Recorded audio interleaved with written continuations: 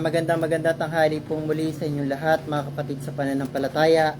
Ngayon po ay araw ng Sabat na pinagkaloob sa atin dito sa Hangga, Pambong, Bulacan, Landas ng Buhay. Ang ating pong pagbubulayan at pag-aaralan sa araw na ito ay mula po sa aklat ng Ezekiel, Kapitulo 34. Ang pamagat po nito, ang hindi tapat na mga pastor ng Israel. Sa pamagat na lamang po ay makikita natin ang pinapatungkulan dito ay tungkol po sa mga mangangaral. Yung lahat ng mga pastor ng iba't ibang relihiyon at hindi lamang po ito na dapat din po nating malaman, yung lahat ng mga namumuno sa ating pong bayang Pilipinas at sa buong mundo, lahat po yan ay mga pastor. Lahat ng mga namumuno sa bayan at kung saan-saan mga relihiyon, lahat po yan ay mga pastor. So, ang sabi po dito, at ang salita ng Panginoon ay dumating sa akin na nagsasabi, anak ng tao, manghula ka laban sa mga pastor ng Israel. Manghula ka at iyong sabihin sa kanila, sa mga pastor. Ang binabanggit po rito ay tungkol sa mga taga-Israel. Pero kapag po tayo ay nagbabasa ng banal na kasulatan, lagi po nating isipin na ang kinakausap ng ating pong banal na kasulatan o ng Diyos ay tayo na mga bumabasa at nag-aaral ng banal na kasulatan. Sabi po dito, at yung sabihin sa kanila, sa mga pastor, ganito ang sabi ng Panginoong Diyos sa aba ng mga pastor ng Israel na pinakakain ang kanilang sarili. Hindi baga dapat pakanin ng mga pastor ang mga tupa? Kung ating pong uunawain, isipin po natin ang sinasabi dito ng ating Panginoon na yun daw pong mga nasasakupan o yung mga miyembro ng iba't ibang relihiyon na dapat sana ay naaaralan, natuturuan, yun po yung nagpapakain yung mga pastor. Inaaralan, tinuturuan yung lahat ng kanilang mga miyembro. Ano po yung dapat nating ipakain sa ating mga miyembro? Ang sabi po ni Apostol San Pedro, ang ipakakain natin sa lahat ng mga miyembro ng ating mga relihiyon, sa lahat ng mga tao, ay gatas na walang halong daya na ukol sa Espiritu. Ano po ba itong gatas na walang halong daya na ukol sa Espiritu? Ito po yung banal na kasulatan, mga aral ng katuroang Kristo na walang halong daya, na mga walang pagkukunwari. Kailangan po pure biblical ang lahat ng ating sasabihin. Dahil sinabi ng Panginoon, bawal na bawal ang pagsisinungaling, bawal na bawal ang pagbubulaan kapag ikaw ay nangangaral. Lahat ng sasabihin mo ay katotohanan at pawang katotohanan lamang. Dahil yan laging sinasabi ng ating pong Panginoon kapag siya ay nagsasalita sa lahat ng mga tao, katotohanan sinasabi ko sa inyo. Ganyan po kapag nananalita ang ating pong Panginoon sa lahat ng mga tao. Tuloy po natin.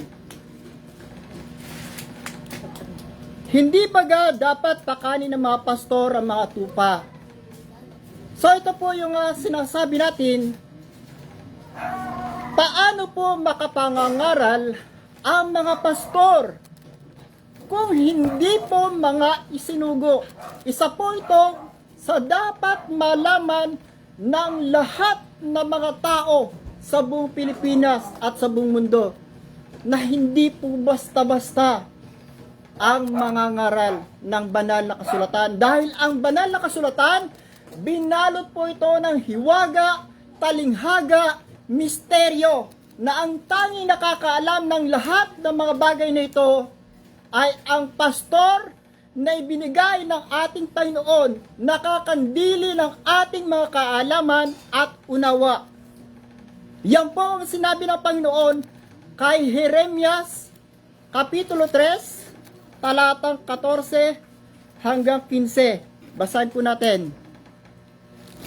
Ang sabi po dito, kayo'y manumbalik o tumatalikod ng mga anak. Sabi ng Panginoon, sapagkat ako'y asawa ninyo, at kukuha ko sa inyo ng isa sa isang bayan, at dalawa sa isang angkan, at dadalhin ko kayo sa Sion. Ano po itong Sion? Ito po yung kaharian ng langit. At bibigyan ko kayo ng mga pastor ayon sa aking kalooban, nakakandili sa inyo ng kaalaman at unawa.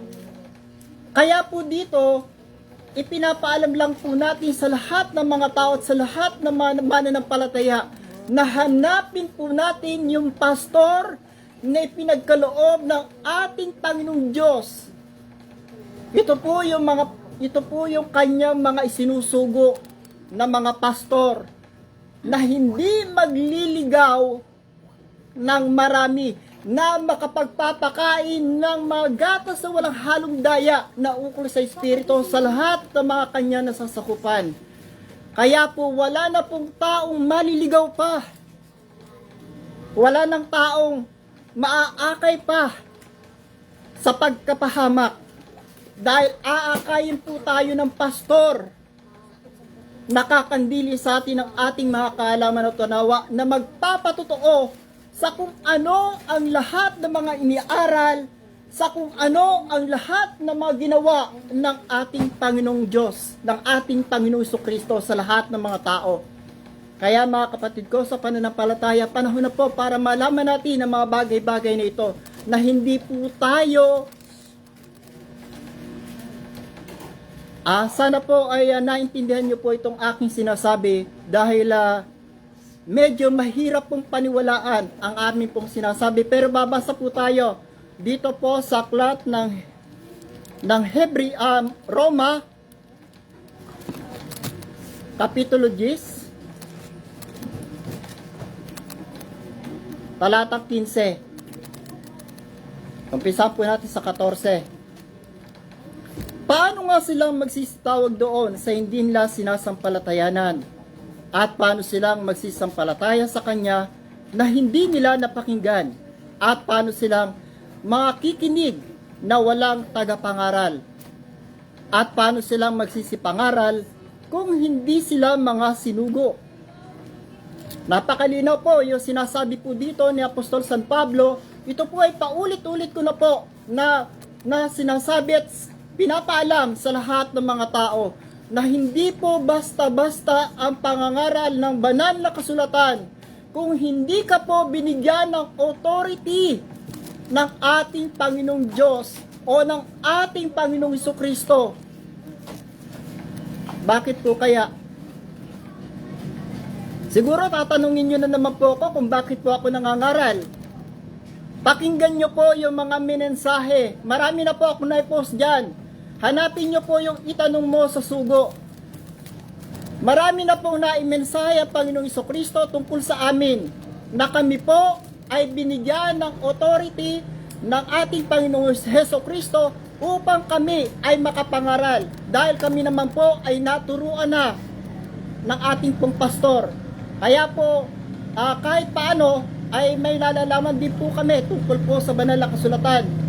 Marami na po siya naituro sa amin tungkol sa mga hiwaga, talinghaga at misteryo ng ating banal na kasulatan. Kaya po, hindi po basta-basta talaga ang pangangaral ng ating Biblia. Ulit po natin. Gaya nga ng nasulat, anong pagkaganda ng mga paani ang mga nagdadala ng masasayang balita ng mga bagay na mabuti.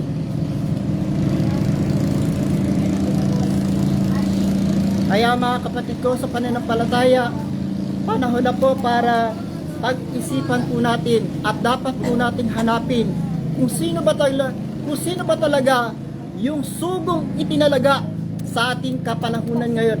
Dahil bawat kapanahunan o bawat sali ng lahi, may tandaan po nating lagi na ang Diyos ay nagpapadala po yan ng isang tao na sinusugo niya o yung mga sinusugo niya na mga ngalap na mga tupa, na mag-iipon ng mga tupa upang maiparinig ng ating dakilang Ama ang kanyang mga salita sa lahat ng mga tao. Dahil nakahula po yan sa aklat ng Deuteronomio, Kapitulo 4, talatang 10, na ang dakilang Ama po, hinihiling niya sa lahat ng mga tao na magkakatipo na ang lahat ng mga tao, na ang bawat tao ay magkaisa na upang siya'y bumaba at kanyang iparirinig sa lahat ng mga tao ang kanyang tinig. Basahin po natin. Deuteronomio Kapitulo 4, talatang 10. Magaganap po ito, matutupad po ito, dahil lahat po ng nakatala sa ating pong banal na kasulatan, isang tuldok, isang kudlit, lahat ay magaganap. Yung araw na ikaw ay tumayo sa harap ng Panginoon mong Diyos sa Horeb, nang sabihin sa akin ng Panginoon, papagpisanin mo sa akin ang bayan. Alam niyo po ba yung ibig sabihin ng papagpisanin? Ipunin yung lahat ng tao. Yung bayan po na tinutukoy dito, ang bayan po sa Biblia, yan po ay mga relihiyon. Mga iba't ibang uri ng pananampalataya. Anuman ang pananampalataya mo, anuman ang relihiyon mo, kailangan pong maipon na tayo dahil bababa ang dakilang Ama upang iparinig ang kanyang tinig sa lahat po ng mga tao. Tuloy po natin.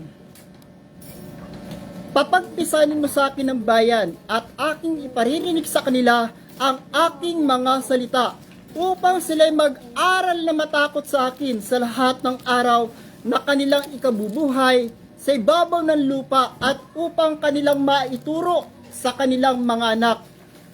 Ang tanong po dito, sino po ang maghahanda ng daan sa pagdating ng ating pong dakilang Ama para siya ay makababa sa sangkalupaan, sa sanlibutan, at kung sino ba yung taong gagamitin niya? Mahiwaga po ito. Mahirap paniwalaan ng mga bagay na ito.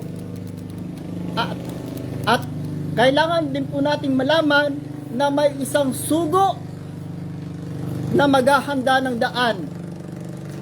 Ito po ay babasahin po natin sa aklat ng Malakyas, Kapitulo 3, talatang 1. Ito po ang pagbaba ng dakilang Ama. May isang sugo na maghahanda ng daan upang siya makapagsalita, marinig ng lahat ng mga tao ang kanyang tinig. Ang pagdating ng sugo ng Panginoon. So napaka-importante po pala na makilala natin kung sino yung tunay na sugo sa ating kapanahunan ngayon. Na makilala ng lahat ng mga tao at dapat nang kilalanin ng lahat ng mga tao kung sino ang sugong tinalaga sa ating panahon ngayon. Dahil nasa kanya po ang magiging daan. Siya ang magiging daan kung paano bababa. Malalaman po natin ang importansya na kung sakali ang dakilang Ama ay bumaba at marinig natin ang tinig niya. Basahin muna po natin to. Narito aking sinusugo ang aking sugo, at siya maghahanda ng daan sa harap ko, at ang Panginoon na inyong hinahanap ay biglang paroroon sa kanyang templo. Eto na po, pagdating po sa templo, ito po yung hindi maunawaan ng maraming nangangaral at maraming nagbabasa na kasulatan. Dahil po, hindi po natin nalalaman na ang tunay na templo ng ating pong dakilang Ama ng Panginoon at lahat ng mga banal na espiritu. Ang tunay po nilang templo ay tayo pong mga tao. Maliwanag po yan. Sinabi po yan ni Apostol San Pablo. Basahin po natin ito, balikan po natin to. Unang Korinto, Kapitulo 3, talatang 16. Nakibasa?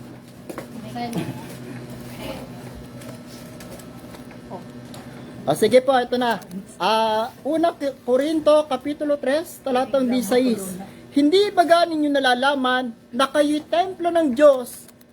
Kayo daw po, ibig sabihin, mga tao po yung tinutukoy dito. Hindi po yung templo na simbahan. Mga tao po, napakalinaw. Kayo, lahat, kung sino mang tao yung tinutukoy dito. At ang Espiritu ng Diyos ay nananahan sa inyo. Kung gibain ng sino man ang templo ng Diyos, siya'y igigiba ng Diyos sapagkat ang templo ng Diyos ay banal. Na ang templong ito ay kayo, lahat po ng mga tao na gustong ipagamit ang kanilang mga katawan. Tanong, sinong tao ang nakikinig sa akin na gustong ipagamit ang kanilang katawan bilang templo ng ating Panginoong Diyos, bilang templo ng ating dakilang Ama, bilang templo ng Panginoon, bilang templo ng mga banal na Espiritu, dahil nagmamadali na po silang bumaba, nais silang bumaba sa sangkalupaan. Ang sabi po sa mensahe sa amin, marami daw pong nagliliparang mga ibon sa kalangitan. Walang madapuan. Alam niyo po ba yung talinghaga na yan? Maraming mga banal na espiritu ang nasa kalangitan. 144,000 na mga banal. Nais na po nilang bumaba sa sangkalupaan at wala silang mga taong magamit. Kaya po ang tanong dito po sa Hebreo Kapitulo 10 talatang 5. Ito po ang tinanong ng ating Panginoon. Kaya't pagpasok niya sa sanlibutan ay sinasabi, hay na't handog ay hindi mo ibig, ngunit isang katawan ang sa akin ay inihanda mo. Alam niyo po ba yung nagtatanong dito, Panginoon? Sino daw po ba ang magpapagamit na katawan na gagamitin ng mga banal kung sakali sila ibababa na sa sangkalupaan? Kaya mga kapatid ko sa pananampalataya, panahon na po para tayo'y magbalik loob sa Diyos. Kailangan po nating linisin ng ating mga sarili, linisin ang ating pagkatao, linisin ang ating mga ugali. Ito po yung sinasabi na linisin daw po natin ang ating mga damit. Linisin natin ang ating buhay upang tayo ay magamit ng mga banal na espiritu na nais na pong bumaba upang ang resurrection na sinasabi sa banal na kasulatan ay maganap na, yung pagbabalik ng mga yumaong mga banal. Kaya mga kapatid ko sa pananampalataya, ito na po yung tamang panahon. Kaya po ang binasa natin kanina sa aklat ng Jeremias, kayo'y manumbalik o tumatalikod ng mga anak sapagkat ako'y asawa ninyo. Dahil ang tunay po pala nating asawa ay ang ating Panginoon, ang ating dakilang Ama. Siya po talaga ang tunay nating asawa. Ibig sabihin po nito, siya po yung ating kapartner sa pamumuhay natin dito sa ibabaw ng lupa. Dahil siya po ang tutulong sa atin sa lahat ng mga bagay na kailangan pong mangyari sa ating buhay. Dahil ang sabi niya, wala po tayong magagawa kung tayo ay hiwalay sa Kanya. Naniniwala po ba kayo? Sige po, babasahin po natin sa aklat ng San Juan, Kapitulo 15. Dito po sa 5. Ako ang puno ng ubas, kayo ang mga sanga. Ang nananatili sa akin at ako'y sa kanya ay siyang nagbubunga ng marami. Sapagkat kung kayo'y hiwalay sa akin, ay wala kayong magagawa.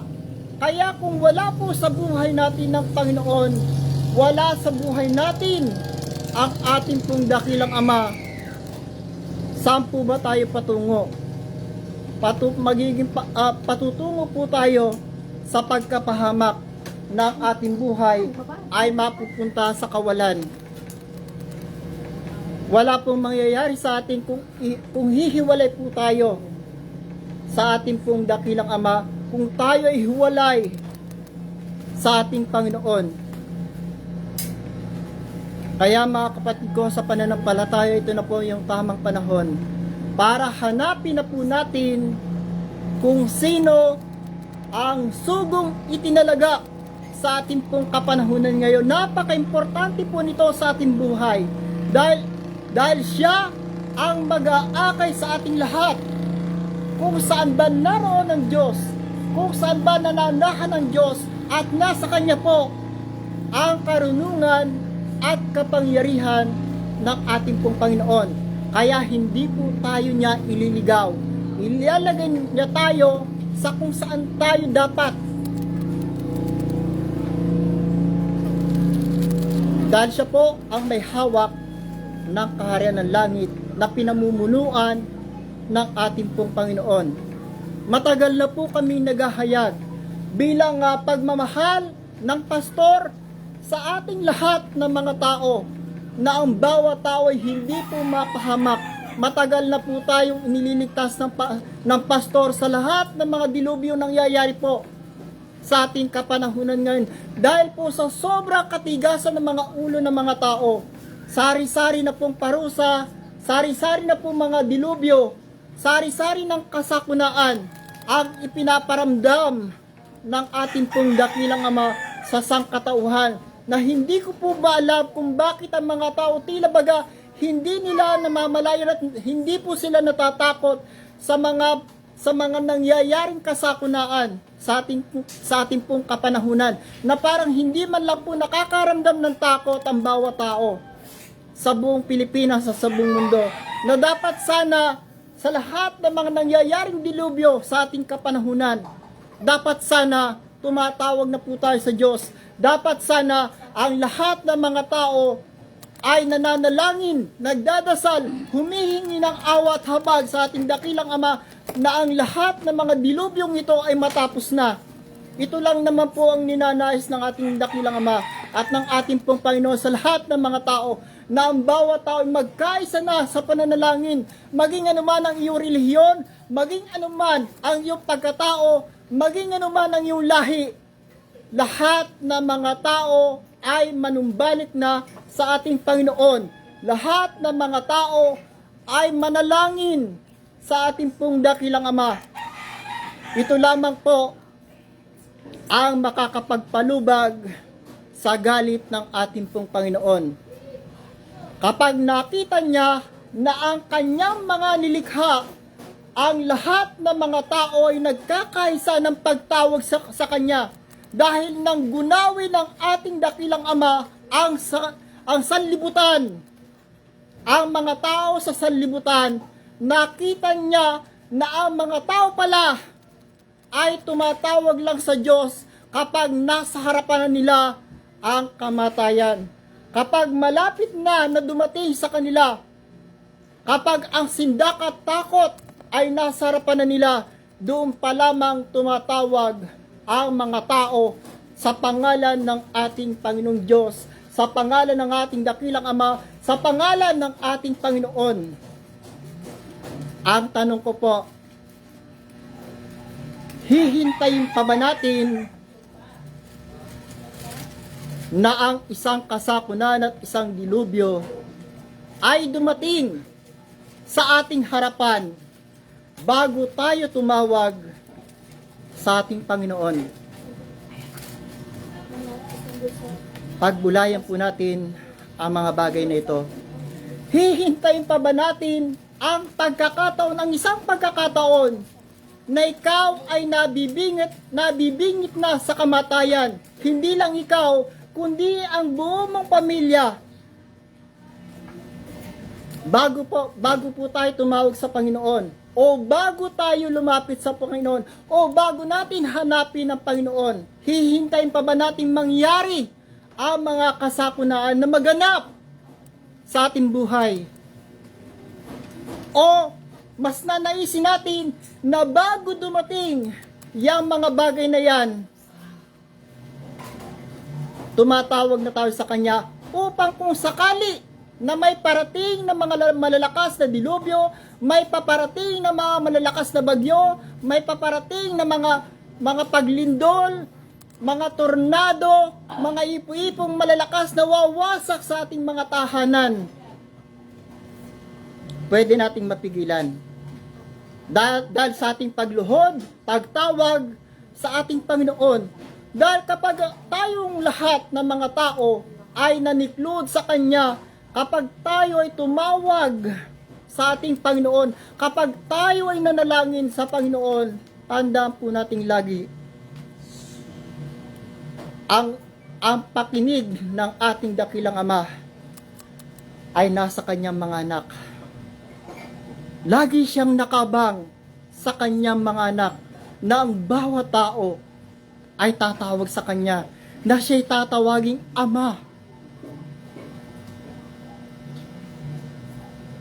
Kaya mga kapatid ko sa pananampalataya, panahon na po para tayong lahat ay magkaisa.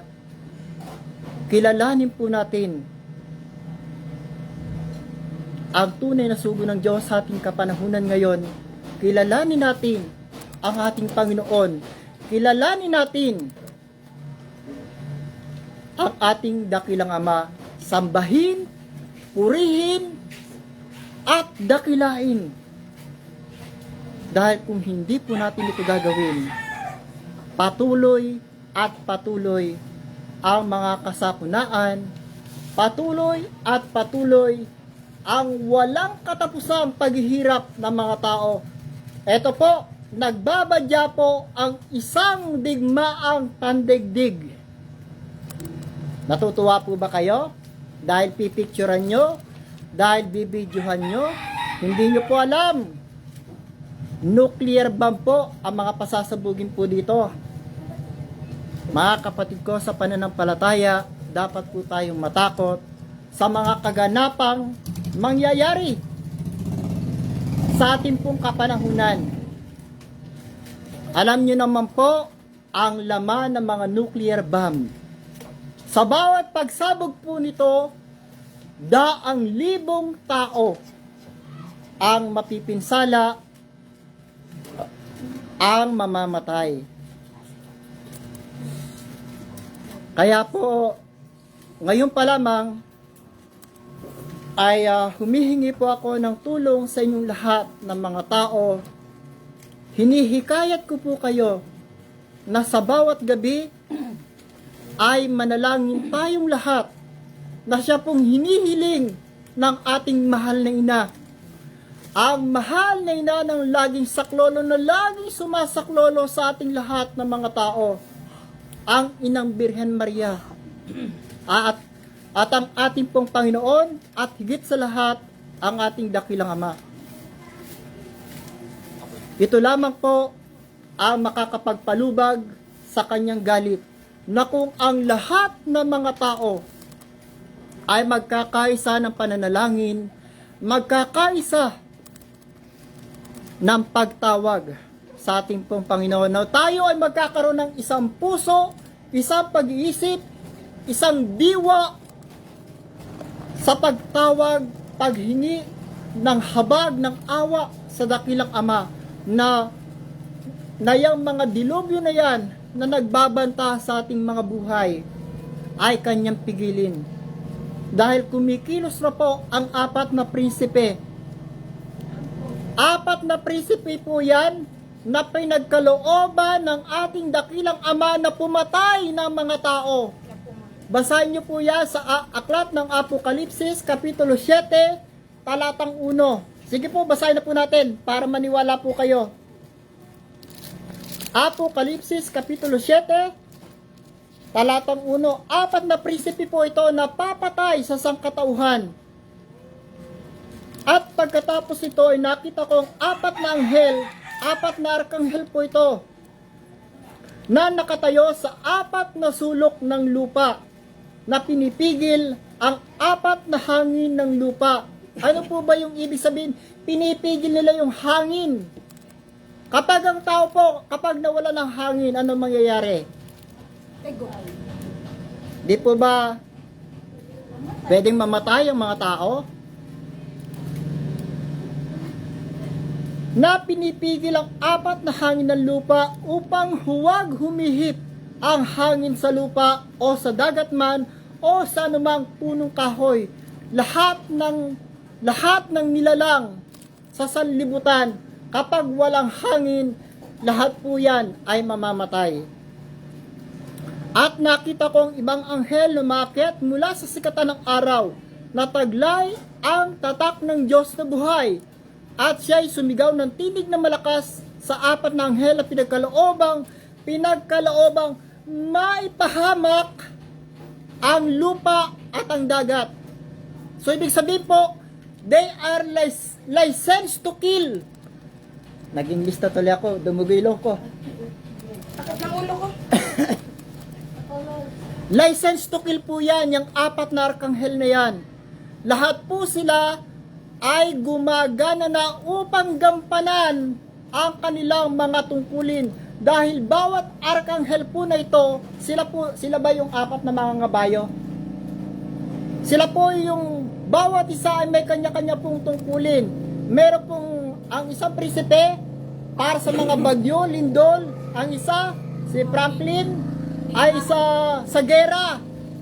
Si Dollarey sa mga lindol. Si Norway sa mga bagyo. Mutya. Prinsipe Mutya yun. Mutya Si ba? Prinsipe Mutya hangin. Ayun pong mga, marami po yan. Hindi po natin nalalaman itong mga bagay na to. Pero isa lamang po ang maipapayo ko po sa ating lahat. Isa lamang po ang makakapagpalubag sa loob sa ating pong dakilang Ama. Babasahin ko po Deuteronomio Kapitulo 10 talatang 12. Saan ba? Ito lamang po ang iiwan ko sa inyo para po yung galit ng ating pong dakilang Ama ay mahupa, mapawi, maparang, upang wala na pong tao na mapahamak pa dahil nag-aalab po ang galit ng ating dakilang Ama. Bakit? Nung nakaraan po na ako po'y nagayag dito sa Pambong Bulacan, sinabi ko po kung bakit nagagalit ang ating pong dakilang Ama. Sige po, magbibigay po ako ng 6 na bagay na kung bakit galit na galit at kasuklam-suklam yung mga bagay na ito sa harapan ng ating pong dakilang Ama. Ito mo, bago po natin ito basahin muna po natin yung ayaw na ayaw po ng ating pong dakilang Ama. Aklat po ito ng Kawikaan, Kapitulo 6, talatang 16 hanggang 19.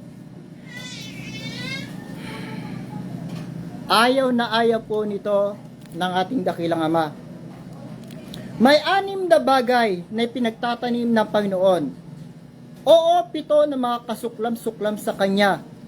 Mga palalong mata, sinungaling na dila, at mga kamay na nagbububo ng walang salang dugo. Hindi nyo po ba nakikita kung ano nangyayari sa China ngayon? Dahil ang mga fetus po, ito po yung walang salang dugo, ito po yung mga sanggol na nasa sinapupunan ng mga nanay na mga pinalalaglag, at ito po mga bata, aayon po sa akin po mga nakita, ginagawa daw pong pagkain sa mga restaurant. Pito soup. Ayun daw po, pito soup. Tapos, Masarap po siguro. Ayaw ko. ginagamit yun ng mga Chinese para bumata. Ayaw po, marami po silang ginagawa sa mga bata. Inalagay ngayon sa pampaganda. Ngayon, naririnig nyo po. Kaya po galit na galit ang ating pong dakilang Ama. Halos gunawin na po niya ang bansang China.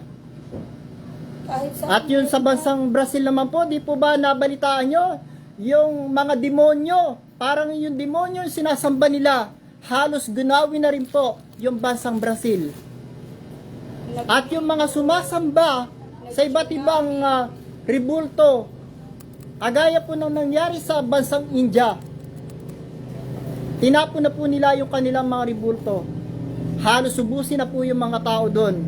Sana po pagbulay-bulayin po natin yung ginagawa ng ating pong dakilang Ama at ng Panginoon sa lahat ng mga tao na ayaw kilalanin ang ating dakilang Ama, na ayaw kilalanin ang ating Panginoon, na ayaw makinig ng kanilang ebanghelyo, na ayaw makinig ng mga mensahe ng mga banal na espiritu. Puso na kumakatha ng mga masamang akala. Kagaya po ng ginawa ng mga tao na yan daw pong baksin, yung mga baksin daw po na yan, kaligtasan daw ng mga tao. Sino po ba ang mas makapagbibigay ng kaligtasan sa ating lahat ng mga tao? Di po ba ang ating dakilang Ama, ang ating Panginoon? Nasa kanila po ang ating mga kaligtasan. Wala po sa mga baksin-baksin na yan at kung anuman na ginawang mga gamot-gamot ng tao. Nasa kanila po ang ating kaligtasan. Wala po sa mga yan. Kaya sa Diyos lamang po tayo magtiwala. Sa Diyos lang tayo dapat nakasandig yung ating mga pananalig, paniniwala, pananampalataya. Puso na kumakata ng mga masamang akala, mga paa na matulin sa pagtakbo ng kasamaan. Kung makikita po natin sa ating pong bayan, sa lahat ng tao sa buong Pilipinas at sa buong mundo, wala na po sinamba ang tao. Sinasamba na po ng mga tao ngayon, pera na. Pera nang sinasamba. Pera na, di ba? Kumanta tuloy ako. Kaya po ang ating pong dakilang Ama ay naninibugho. Ang ating Diyos ay Diyos na mapanibughuin. Tandaan po natin lagi yan.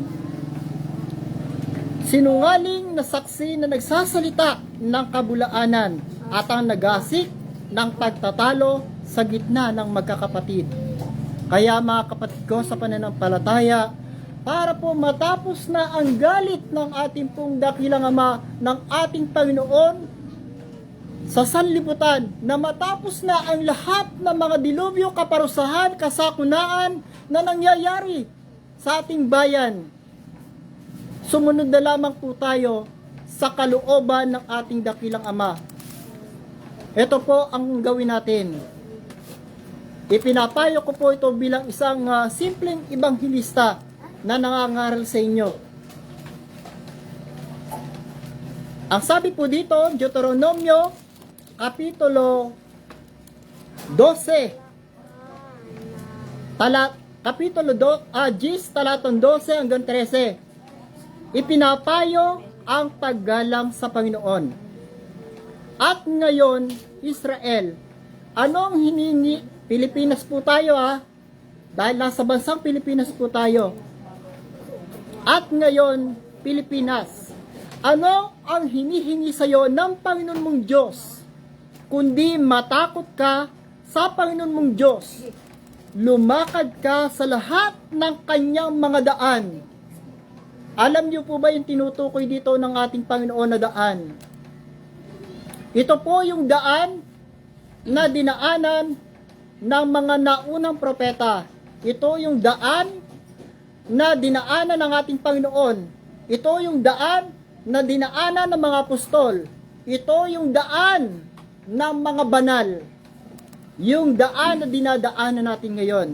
Ang daan po ay isang pananampalataya na sumasamba. Ipinakilala po ito ng ating Panginoon sa Juan Kapitulo 4, talatang 22 hanggang 24. sinasamba ninyo ang hindi ninyo nalalaman. Sinasamba namin ang nalalaman namin sapagkat ang kaligtasan ay nanggagaling sa mga Hudyo. Datapwat dumarating ang oras at ngayon nga nasasambay ng mga tunay na mananambang Ama sa Espiritu at katotohanan, sapagkat hinahanap ng Ama ang mga gayon na maging mananamba sa Kanya. Ang Diyos ay Espiritu, at ang mga sa Kanya nagsisamba ay kinakailangang magsisamba sa Espiritu at katotohanan. Yan po ang pananampalataya na pinakikilala ng ating pong Panginoon. Huwag na po tayong lumiko pa sa kanan, huwag na po tayong lumiko pa sa kaliwa. Lumakad po tayo ng matuwid sa daang ipinakikilala ng Panginoon, sapagkat ang ating Panginoon ay nag-iwan ng mga mabuting halimbawa sa ating lahat na kung saan tayong daan dapat dumaan. Kaya mga kapatid ko sa pananampalataya, itong daan na pinakikilala namin sa inyo, hindi po tayo maliligaw dito. Dahil narito po sa karya ng langit ang ating pong Panginoon, ang ating dakilang Ama, ang lahat ng mga arkanghel ng kalangitan, ang lahat ng mga banal na espiritu. Dito po sila nananahan, dito po sila bumababa, dito sila nagpapakahayag. Dahil ang sabi ng Panginoon, ang umiibig sa akin, ay tutuparin niya ang aking mga utos. At basahin na po natin. Marami pong dumarating na mga mensahe. Dito po sa Juan Kapitulo 14, talatang 21. Ang mayroon ng aking mga utos sa tinutupad ang mga iyon, ay siyang umibig sa akin. At ang umibig sa akin, ay ibigin ng aking Ama. At siya ibigin ko, at ako'y magpapakahayag sa kanya. Si Judas, hindi ang Iscariote, nagsabi sa kanya, Panginoon, ano't mangyayari na sa amin ka magpapakayag at hindi sa sanlibutan? Sumagot ang Panginoon. Sumagot si Jesus, sinabi sa kanya, kung ang sino man ay umibig sa akin, ay kanyang tutuparin ang aking mga salita, at siya ibigin ng aking Ama, at kami pasa sa kanya, at siya gagawin namin aming tahanan. Kaya nga po yung sinabi ko po sa inyo kanina, linisin po natin yung ating mga pagkatao, linisin po natin ang ating mga puso, ang ating mga isipan, upang tayo ay maging tahanan ng mga banal na espiritu, upang ang dakilang Ama, ang Panginoon at lahat ng mga arkanghel at lahat ng mga banal na espiritu ay magpakahayag po sa atin sa kalagitnaan ng pagpupulong, sa kalagitnaan ng pagmimisa. Bababa po sila, magre-revelasyon, mangangaral, manggagamot, at magbibigay ng samut-saring mga biyaya upang ang mga tao ay magkaroon ng kalasag, kaligtasan, at kagalingan sa kanilang mga sakit at karamdaman. Kaya mga kapatid ko sa pananampalataya, pakinggan po natin ang mga minimensahe ng mga banal. Lumakad ka sa lahat ng kanyang mga daan at ibigin mo siya at paglingkuran mo ang Panginoon mong Diyos. Dahil kung tayo po ay maglilingkod sa Panginoon, sa palagay mo kaya bibigyan ka pa niya ng sumpa? Sa palagay mo kaya parurusahan ka pa niya? Sa palagay mo kaya bibigyan ka pa niya ng mga sakit at karamdaman? Malamang hindi na. Dahil kung ikaw ay sumusunod sa kanyang mga batas, sa kanyang mga kautusan, pagpapala sa pagsunod, kanyang ipinangako sa iyo ay matutupad at magaganap. At paglingkuran mo ang Panginoon mong Diyos ng buong puso mo at ng buong kaluluwa mo. Nagaganapin po natin ang kanyang mga utos. Napakaliwanag po niyan. Matatapos na po yung mga sumpa, matatapos na yung mga kaguluhan, matatapos na yung lahat ng paghihirap ng mga tao. Kung ating pong susundin ang lahat ng mga kalooban ng ating dakilang Ama. Naganapin mo ang mga utos ng Panginoon at ang kanyang mga palatuntunan na aking inutos sa iyo sa araw na ito sa iyong ikabubuti. So napakabuti po na magiging katayuan nating mga tao. Malalagay po tayo sa maayos, sa matiwasay, matahimik, payapa ang buhay natin. Walang parusa, walang sakit, walang karamdaman, walang kasakunaan, walang dilubyo na darating po sa atin kung tayo ay susunod sa lahat ng kagustuhan ng ating Ama sa langit, na hindi tayo susuway sa lahat ng kanyang mga batas palatuntunan. Lahat ng pagpapala, ipagkakalob po sa atin yan ng ating pong dakilang Ama. Kaya mga kapatid ko sa pananampalataya, ipinapayo ang paggalang sa Panginoon. At kapag tayo ay gumalang sa Kanya, sa lahat ng Kanyang mga batas palatuntunan, pagpapala sa pagsunod ay ipinapangako niya. Tandaan po natin lagi na ang Diyos kapag nangako, hindi po yan napapako. Dahil ang Diyos ay tapat sa lahat ng mga tao, sa lahat ng kanyang mga anak na iniibig. Dahil tayong lahat ay kanyang mga nilikha, tayong lahat ay kanyang mga anak na iniibig. Yun lamang po, magandang umaga po sa inyo lahat. Ang lahat ng kapurihan at karangalan ay ating itinataas sa ating dakilang Ama at sa ating Panginoong Hesukristo, at sa lahat ng mga arkanghel na kalangitan, at sa lahat ng mga banal na espiritu. Maraming salamat po sa inyo lahat.